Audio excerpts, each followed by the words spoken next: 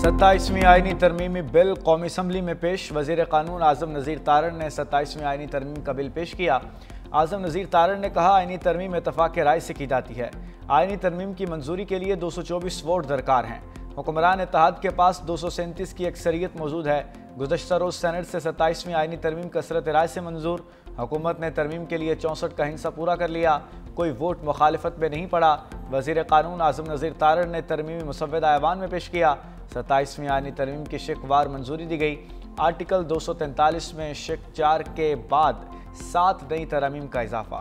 Chief of army staff के ओहदे का नाम तब्दील करके कमांडर ऑफ डिफेंस फोर्सेस करने की तरमीम मंजूर कर ली गई।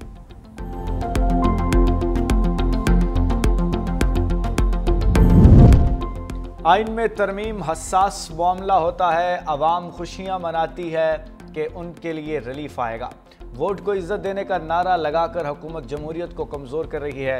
चेयरमैन PTI बैरिस्टर गौहर का कौमी असम्बली में इजहार ख्याल। कहा, यह तरमीम बाकू तरमीम कहलाएगी। दुनिया में किसी सदर को इस्तिस्ना हासिल नहीं। आइनी तरमीम की मंजूरी के बाद बराए नाम जमहूरियत रह जाएगी। 26वीं आइनी तरमीम का एजेंडा बज़ोर ताकत दोबारा लाया गया। PDM ने पहले अपने केसेस ख़त्म कर दिए, अब अपने आप को ताहयात इस्तिस्ना दे रहे हैं। क्या डोनाल्ड ट्रंप, सरकोजी और दीगर लोगों के पास इस्तिस्ना है?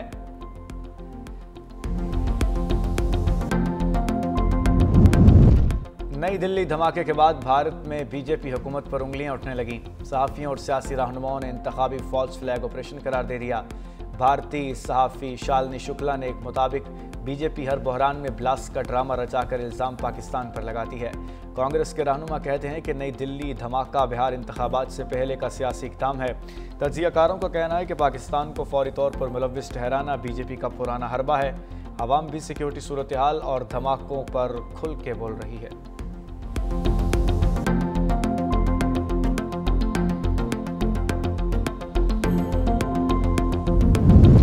और लाहौर में नबीना अफराद का धरना दूसरे रोज़ भी जारी। माल रोड चेयरिंग क्लास पर नबीना अफराद के धरने के बाद ट्रैफिक का निज़ाम दरहम बरहम। बिसारत से महरूम अफराद मुलाजमतों के कोटे पर अमल दरामद और मुस्तकिल रोज़गार के लिए धरना दिए हुए हैं।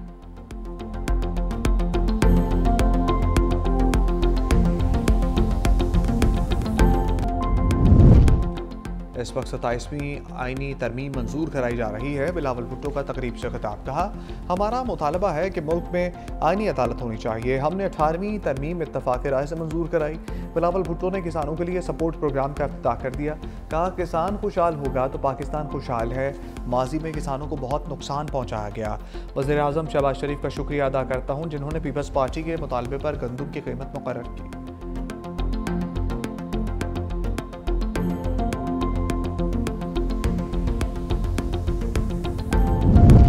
तरमीम जो ये करने जा रहे हैं आइन के मुनाफी है। बैरिस्टर गौहर कहते हैं इसके खिलाफ एहतजाज करेंगे, अदालत जाएंगे। इस कानून साजी के बाद पहली बार होगा पाकिस्तान में कोई चीफ जस्टिस नहीं होगा।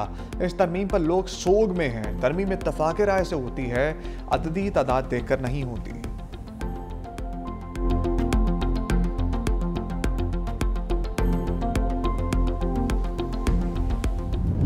तरमीम हुई, उसके बाद एक आईनी बेंच बना। उस आईनी बेंच ने माजी के फैसलों को तलपट किया।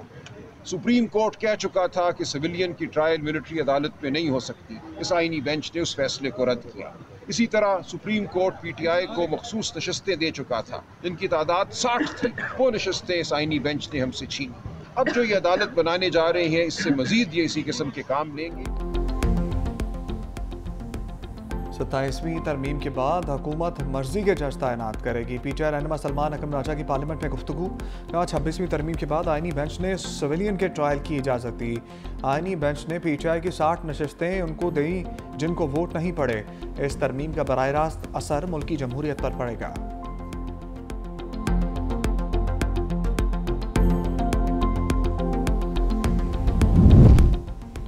इस्तिस्ना पर एतराज़ है तो हम सिर्फ आर्मी चीफ को इस्तिस्ना देने जा रहे हैं। वज़ीर दिफ़ा ख्वाजा आसिफ का एक्स पर बयान। कहा, आपने तो जनरल बाजवा को बाप बना लिया था जिसकी बाज़गश्त आज तक सुनाई दे रही है।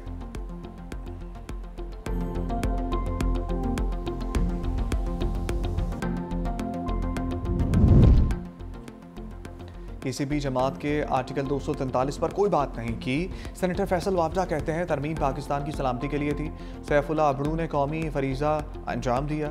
कौमी असम्बली में ये बिल पानी से भी तेजी से मंजूर होगा। पीछे वाले लोगों को गुमराह करते हैं, इनकी हकीकत अवाम के सामने है।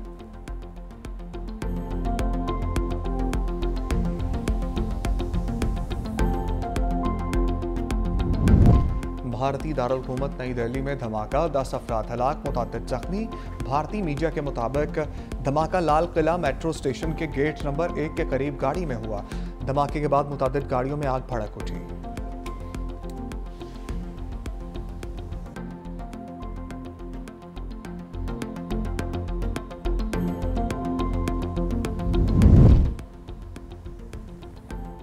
सवाल मुश्किल है तो मामला आईनी अदालत भिजवा देते हैं, हम तो बेचारे वैसे ही यहाँ बैठे हैं। जस्टिस मंसूर अली शाह के रिमार्क्स पर कमरा अदालत में कहे महकमा लाइफ स्टॉक पंजाब से मुंसलिक डॉक्टर आजम अली की तरक्की से मुतल्लिक केस की समाअत।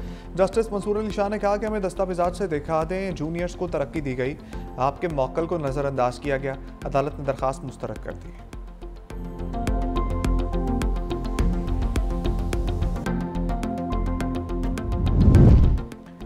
PIA इंतजामिया और इंजीनियर्स में तनाज़ा हल ना हो सका। इंजीनियर्स की हड़ताल मजीद 7 परवाज़ें मनसूख।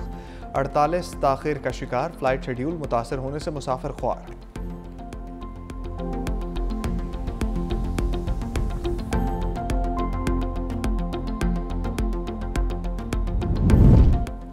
वज़ीर आला सिंध का किसानों से गंदम खरीदने का ऐलान। मुराद अली शाह का किसानों को इमदाद देने की तकरीब से खिताब। कहा 2022 के सैलाब मुतासरीन के लिए बिलावल भुट्टो ने बड़ा मनसूबा शुरू किया।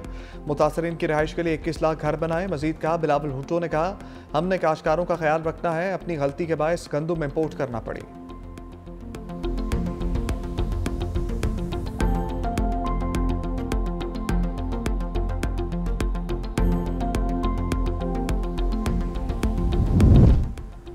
COP30 कॉन्फ्रेंस में पंजाब की तरफ से पाकिस्तान पवेलियन कायम। वज़ीर आला मरियम नवाज पवेलियन का बाज़ाब्ता इफ्तिताह करेंगी। खिताब में पंजाब हुकूमत की माहौल दोस्त पॉलिसियों पर इज़हार ख्याल करेंगी। पवेलियन में सुथरा पंजाब और समेत दीगर इक़दाम को उजागर किया जाएगा।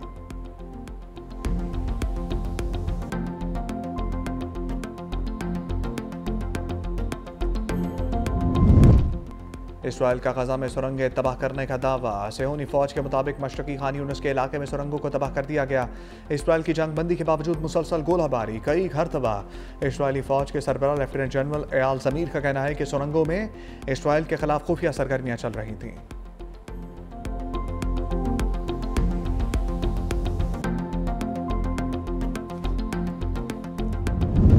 आलमी जौहरी तवानाई एजेंसी के मुआयनाकारों का ईरान की जौहरी तनसीबात का दौरा।